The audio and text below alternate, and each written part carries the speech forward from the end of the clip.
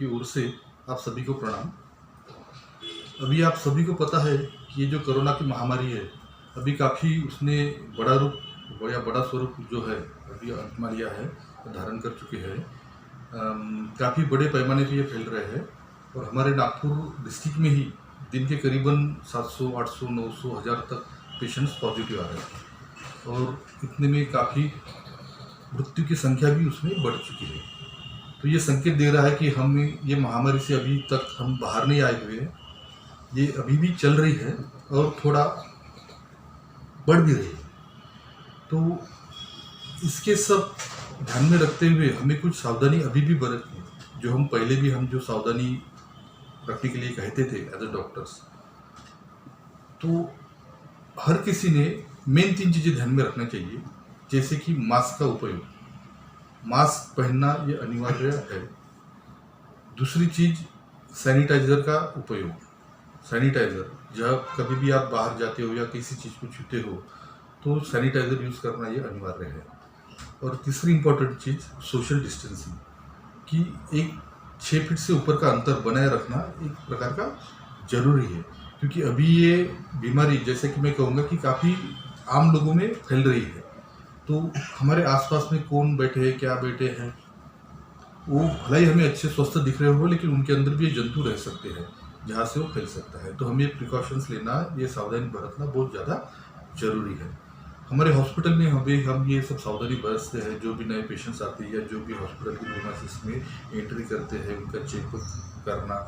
जो पेशेंट हमें लगते हैं कि जो कोरोना सदृश उनमें सिम्टम्स रहते हैं, ठीक है, तो उन्हें हम अलग तरह से जांच करके अगर हमें लगता है तो हम उसे जो कोरोना के हॉस्पिटल्स है या गवर्नमेंट हॉस्पिटल्स है, जैसा मेयो हॉस्पिटल है, मेडिकल हॉस्पिटल है, लता मंगेशकर हॉस्पिटल है, तथा प्राइवेट हॉस्पिटल जहाँ पे पेशेंट को जाना है वहाँ पे उनको रेफर करते हैं। तो ये सावधानी बरतना काफ़ी जरूरी है। नहीं, ये तो काफ़ी जरूरी चीज़ है, क्योंकि देखिए ऐसा है कि आज हमारा हेल्थ सेक्टर जो है, जो कुछ अच्छी चीज़ बोली है या क्या चीज़ है, जैसे कि मैक्सिमम बर्डन जो है ये प्राइवेट सेक्टर पे है। तो सिर्फ गवर्नमेंट सेक्टर ये पूरा वर्कलोड संभलने के लिए उतना सक्षम नहीं है, ऐसा नहीं बोलूँगा, लेकिन जो कैपेसिटी है वो कैपेसिटी कम गिरती है। तो ऐसे इसमें प्राइवेट सेक्टर का इन्वॉल्वमेंट ये बहुत ज़्यादा जरूरी है। तो ये गवर्नमेंट की तरफ से अच्छी पहल है कि उन्होंने प्राइवेट सेक्टर को भी इसमें इन्वॉल्व किया है। लेकिन जबकि आप देख रहे हो कि गिने चुने हॉस्पिटलों को उन्होंने ये अभी तक परमिशन दी है, लेकिन जिस तरह से आज की तारीख में बेड्स की संख्या कम गिर रही है, ठीक है, पेशेंट्स की संख्या ज़्यादा बढ़ रही है, तो ये बेड की संख्या बढ़ाना काफ़ी ज़रूरी है। मेरे हिसाब से तो कुछ लिमिटेड इनको इन्वॉल्व करने के बजाय पूरे हेल्थ सेक्टर को ही इसमें इन्वॉल्व करना चाहिए। सब नहीं, देखिए मेरा यही तो कहना है कि कैसा होता है कि आप अगर किसी चीज़ को लिमिटेड कर दो तो फिर मोनोपोली बढ़ती है। नॉर्मली तो ये चीज़ नहीं होना चाहिए, और मेरे हिसाब से अभी मेरे सामने तो ऐसे डायरेक्ट कोई एग्जाम्पल्स नहीं है, बट अगर ऐसा होता है तो ऐसा नहीं होना चाहिए। और ये चीज़ ना हो इसलिए गवर्नमेंट ने मोनोपोली जो उसको ब्रेक करना चाहिए। अगर आप दिन में अगर आपके 1000 अगर पेशेंट पॉजिटिव आ रहे हो और आपके पास 40 बेड अवेलेबल है, तो कहीं पे ना कहीं पे ये इम्बैलेंस जो आएगा तो ये चीज़ें आती रहेगी। अगर सभी लोग अगर काम करेंगे, मिलके काम करेंगे, तो डेफिनेटली ये सब चीज़ें काफ़ी कम होगी। पेशेंट को भी ऑप्शंस मिलेंगे कि नहीं भैया मुझे यहाँ जाना है, मुझे मेरे एरिया में ही ट्रीटमेंट करना है, या मुझे ये जगह अच्छी लगती है, मुझे वहाँ पे ट्रीटमेंट करना है। तो मेरे हिसाब से अभी ये वक्त आ गया है कि इसे लिमिटेड न रखते हुए इसे एक हेल्थ डिसीज करके सभी हेल्थ रिलेटेड लोगों को इसमें इन्वॉल्व करना जरूरी है। एक अच्छी बात है, क्योंकि हमारे अच्छे काम हो रहा है, इसके लिए एक ये ट्रायल के लिए हमें चुना गया, सभी नागपुरवासियों के लिए काफ़ी गौरव की बात है। हाँ, डेफिनेटली जो भी कोरोना सदृश सिम्टम्स लेके आते हैं, जैसे कि बुखार, सर्दी, खांसी, शरीर में दर्द होना, ठीक है, ऐसे जो हमें लगते हैं, या सांस लेने में तकलीफ, ऐसे पेशेंट को हम स्क्रीन करते हैं। और अगर हमें लगता है कि नहीं इनके सिम्टम्स कोरोना की ओर थोड़ा ज़्यादा इंक्लाइन होते हैं, तो ऐसे पेशेंट्स को हम रेफर भी करते हैं प्राइमरी ट्रीटमेंट देके, और हम हमारी ओर से भी नोडल ऑफिसर्स को पर्सनली फ़ोन से उनके लाइन पे हम इन्फॉर्म भी करते हैं। अभी कल हमारा 15 अगस्त जो है हमारा स्वतंत्र दिन है। स्वतंत्र दिन, इस दिन हमारे इस देश को स्वातंत्र मिला था गुलामगिरी से।